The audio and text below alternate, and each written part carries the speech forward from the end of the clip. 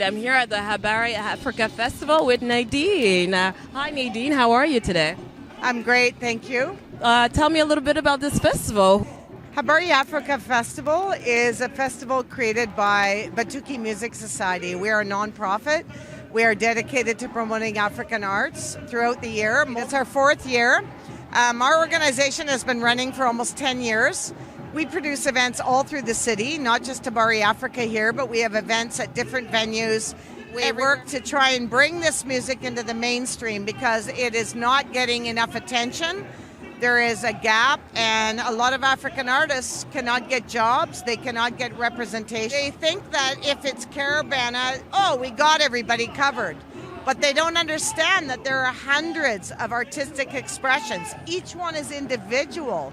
Each one also needs adequate representation in the mainstream. One of our goals is to advocate, to push, to have more representation, whether it's at our festival, Habari or art events, or any events in the city. Well, thank you very much. This has been very informative, actually. I've learned something new.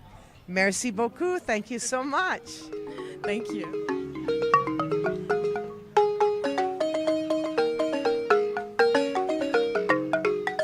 Alors, est-ce que vous pouvez nous expliquer ce qui se passe ici dans le merveilleux festival? On vient de finir l'atelier de balafon, vous voyez, et là, les gens ne veulent pas partir.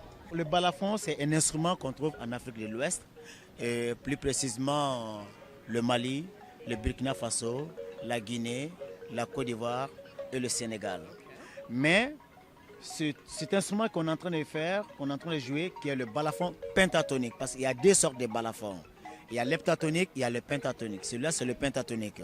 Et le pentatonique, il est joué uniquement dans 3 pays d'Afrique de l'Ouest. Le Mali, le Burkina Faso et le nord de la Côte d'Ivoire. Tu as découvert le balafon, puis ça fait combien d'années aussi que tu joues du balafon? Moi, je viens d'une famille de griots. Donc, comme on dit chez nous, on est griot, mais on ne devient pas griot. Donc, c'est des pères en fils. Donc, le balafon, ici, j'ai trouvé le balafon chez moi. Et avant, je ne me suis pas intéressé beaucoup au balafon comme il le faut. J'étais plutôt dans les percussions, le djembé. Mais avec l'évolution et tout, quand je commence à grandir et tout, je dis tiens, le balafon, j'aime bien le balafon. Je commence à vraiment à prendre goût avec le balafon.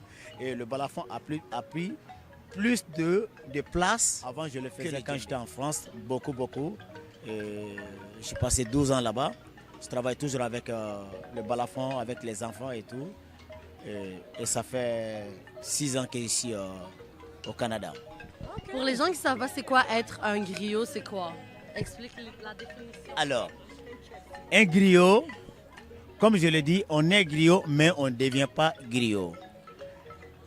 Un griot, c'est un caste. C'est comme on dit les forgerons. Les griots, c'est les détenteurs vraiment de tous les savoirs culturels. Ça veut dire l'historique, l'histoire même d'un peuple. Si on veut savoir l'histoire d'un peuple, il faut aller demander un griot. Est-ce que c'est un genre d'expert dans son métier? Il y a plusieurs catégories de griots. Il y a les griots qui parlent, il y a des griots qui chantent, il y a des griots qui jouent la musique, les instruments, et il y a des griots qui ne jouent pas du tout, mais qui sont des médiateurs. C'est comme on dit actuellement, comme on dit les slammers. C'est des gens qui... Exact. À travers la musique, j'imagine. La musique, la parole et tout ça. Qu'est-ce que tu penses des novices aujourd'hui? Tu penses qu'ils vont devenir des experts ou combien de temps que ça va leur prendre finalement? Être expert de quelque chose, il faut vraiment aimer d'abord. On devient. Mais quand on n'aime pas, on ne peut pas devenir. Mais on fait semblant de l'être. Alors, expert, c'est quelqu'un qui a étudié, mais vraiment qui connaît, même si on le réveille en plein milieu de son sommeil, on lui pose la question, qu'est-ce que c'est que ça? Et il est censé de savoir. Si on retourne au balafon, si quelqu'un commence à jouer de l'instrument, combien de temps que ça leur prend avant d'avoir un bon apprentissage?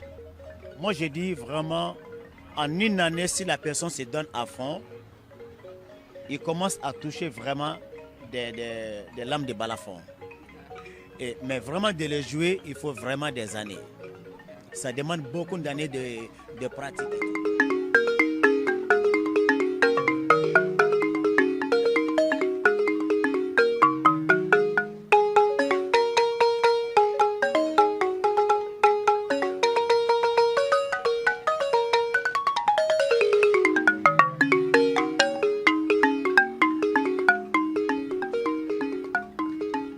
Bonjour à tous, ici Myriam Edaer de Choc FM 105.1 et grandtoronto.ca. Et Adama Dao du Mali avec le Grand Balafon du Mali. Restez branchés sur Franco Toronto. Yes, I.